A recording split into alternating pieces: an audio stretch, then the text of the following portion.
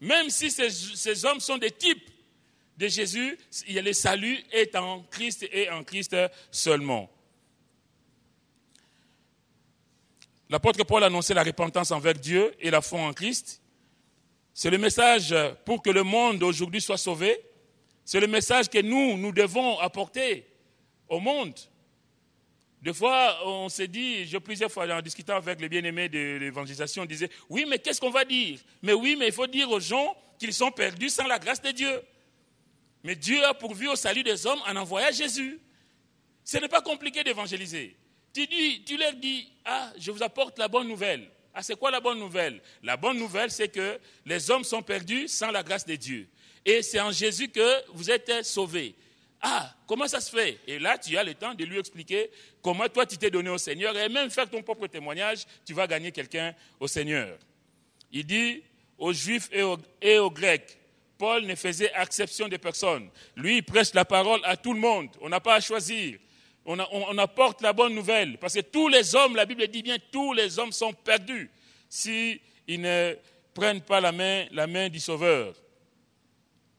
Les dangers qui guettent l'Église, je disais tout à l'heure, c'est les dangers extérieurs, les gens qui s'introduisent, comme les dangers intérieurs, les gens qui s'élèvent du milieu de l'Église pour apporter des fausses doctrines. Alors, revenons aux Galates. L'apôtre va dire, ô Galates insensés. Quand je lis ça, je dis, l'homme de Dieu est en train d'insulter le peuple de Dieu. Mais non, il n'est pas en train de les insulter. Il est en train de leur montrer la folie de leur conduite, du fait qu'ils ont abandonné Jésus-Christ pour se tourner vers de faux docteurs. Comment vous avez pu faire de telles choses? Ô Galates insensés, dépourvus de sens, qu'est-ce qui vous a pris?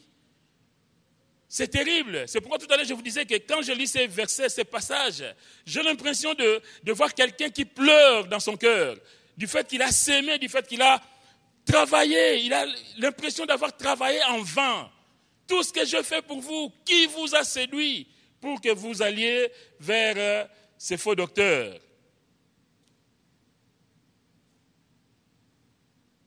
Il ne les insulte pas, mais il leur fait comprendre, bien-aimés, que c'est une folie de ne plus s'appuyer sur Jésus. C'est une folie de dire que, oui, mais Jésus, mais bon, je vais aussi voir à gauche ou à droite. Quand on a les sauveurs, quand on a Jésus avec nous, j'ai envie de dire qu'on n'a rien à craindre. Alléluia. Quand il y a Jésus dans ta vie, peu importe les circonstances du moment, comme il a dit lui-même, je suis avec vous tous les jours. Quand j'ai le Seigneur à mes côtés, je n'ai rien à craindre. Alléluia.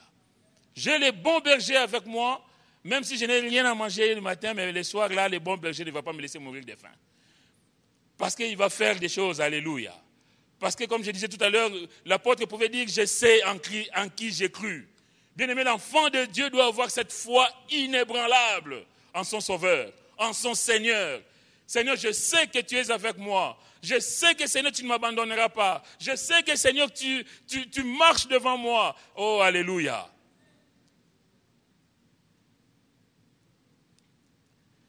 Plutôt que de construire sur le roc qui est le Seigneur, ils sont en train de bâtir sur du sable. Et ça blesse le cœur de l'homme de Dieu. L'homme de Dieu est troublé par ce comportement. Mais j'ai envie de dire que nous sommes pareils. Combien d'entre nous, bien-aimés, plutôt que de rester accrochés au Seigneur, on cherche nos solutions individuelles. Et puis on se prend les pieds au tapis. Et puis des fois on y reste. Mais Dieu est bon, si on crie à lui, il est toujours prêt à venir nous secourir. L'apôtre dit, qui vous a fasciné?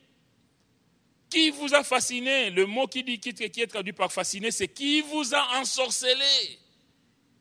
C'est terrible. Vous ne pouvez pas, vous, devant qui Christ était peint comme crucifié.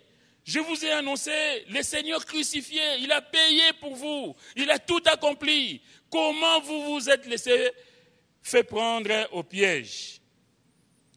Le danger de tout enfant de Dieu bien-aimé, c'est de laisser son esprit se corrompre des choses mondaines, des choses charnelles, agréables à la vue, agréables à l'oreille, et ainsi s'éloigner du Seigneur. Quand on passe plus de temps devant la télé que à l'écoute des messages ou même à la lecture de la parole, il y a un danger. Il y a un danger, forcément. De votre bouche ne sortiront pas les paroles de bénédiction. Ah, ça j'en suis convaincu. Mais dans nos répliques, par exemple, si tu es en discussion avec quelqu'un, tu vas reprendre ce que tu as entendu à la télé. Parce que tu as une situation où, par exemple, on voit dans des séries américaines, il se passe des choses, et puis toi, dans ta vie, tu t'appropries ces choses. Tu es en train de t'éloigner du Seigneur. Ça, c'est dangereux. On doit faire très attention. Le monde nous offre plein de choses. On dit, oh, je vais quand même à l'église, et le pasteur va prêcher, oh, ben bon. Mais moi, ma Bible, je l'ouvre que le dimanche matin. L'après-midi, je ne suis pas là. Il y a même des gens qui viennent à l'église sans Bible. Une fois, j'ai croisé une sœur qui est auprès du Seigneur et son témoignage c'est bouleversant. C'est quelqu'un qui travaillait avec moi à la clinique, quand je travaillais à la clinique de Meudon, enfin ma première expérience dans les milieux médicaux. Cette personne, c'est une Martiniquaise et elle est venue ici à l'église. Tout le monde me disait, oh là là, Jean, on a déjà pitié de toi parce que toi, tu vas travailler avec Maryse. Aïe, aïe, aïe. Elle est terrible. Mais sauf que moi, j'ai prié. Terrible ou pas terrible, j'ai dit, Seigneur, moi, je vais travailler avec cette personne. Toi, tu la connais. C'est toi qui vas aplanir les chemins, Seigneur.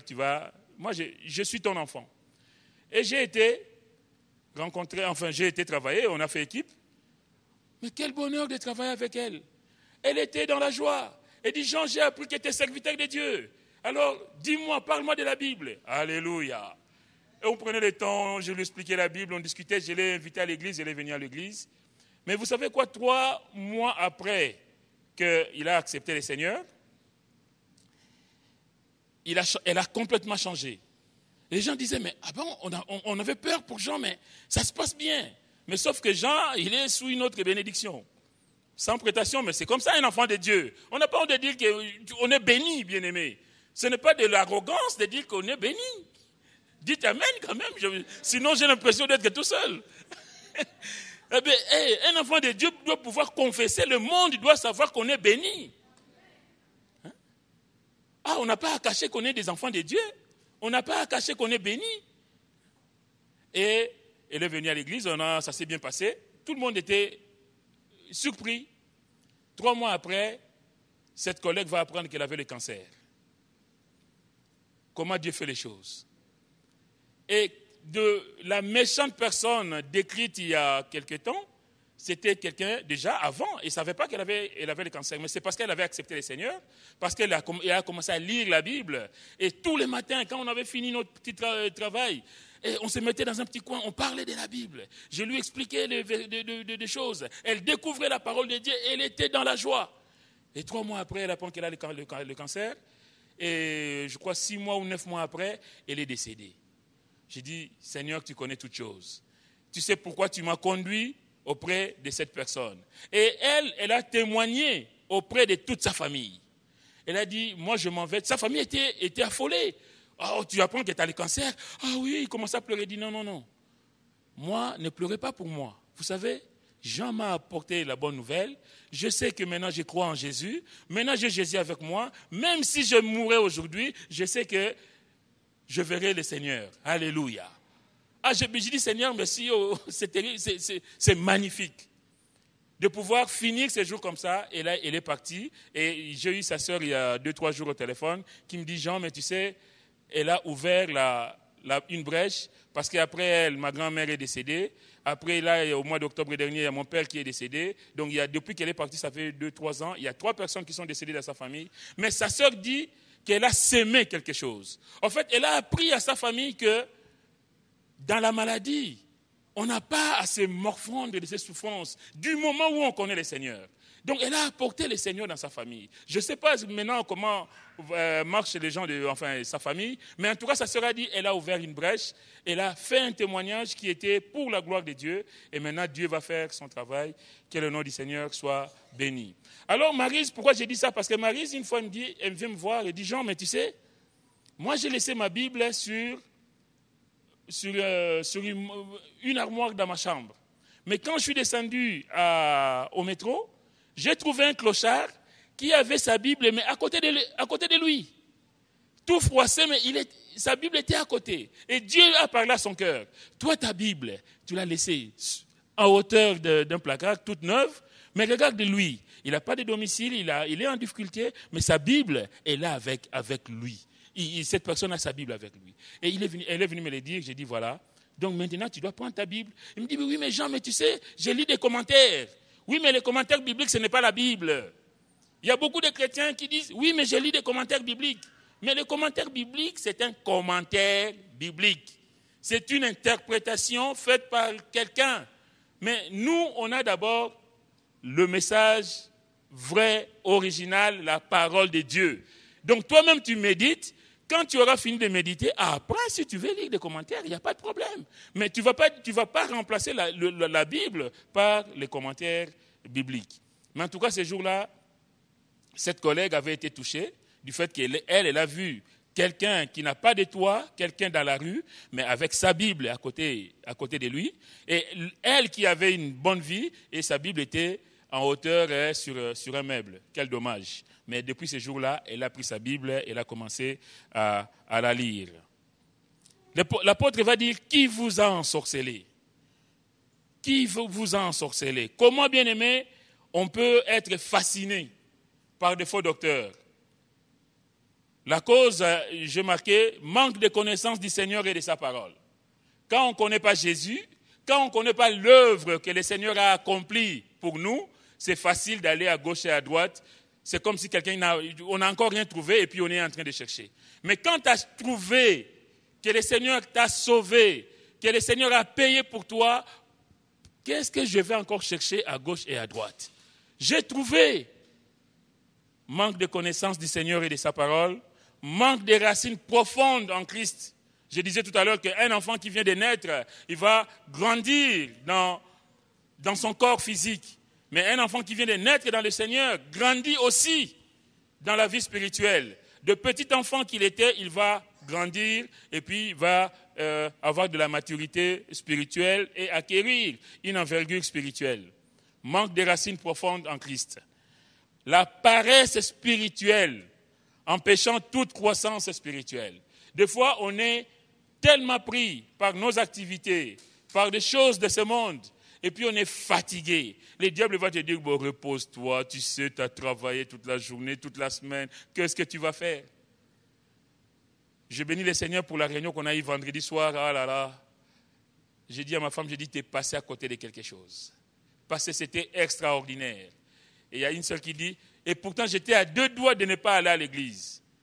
Et moi je sais que plusieurs fois où j'ai failli ne pas aller à l'église, et quand je suis venu à l'église, c'est là que j'ai vu qu'il y avait une énorme bénédiction. Alléluia.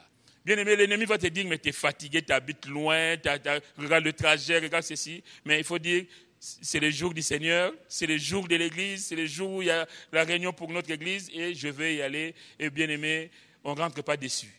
Je disais, je partirai à 21h30 pour ne pas rater mon train. Je peux vous dire que je suis resté jusqu'à la fin. Parce qu'il y a des fois, on se dit, je ne peux pas passer à côté de grâces comme ça. Parce que ça n'arrive pas tout le temps. Et béni soit le Seigneur. Mon frère, ma sœur, tu ne sais pas quand le Seigneur va, comment et quand le Seigneur va revenir. Tu ne sais pas dans quelles circonstances. Donc, toutes les circonstances sont bonnes à prendre. En tout cas, sauf empêchement majeur, on doit être à l'église. Quel était le message original de l'apôtre Paul? Parce que là, il va leur rappeler que le message original, c'est Christ est crucifié, ressuscité et glorifié. L'évangile, c'est simple.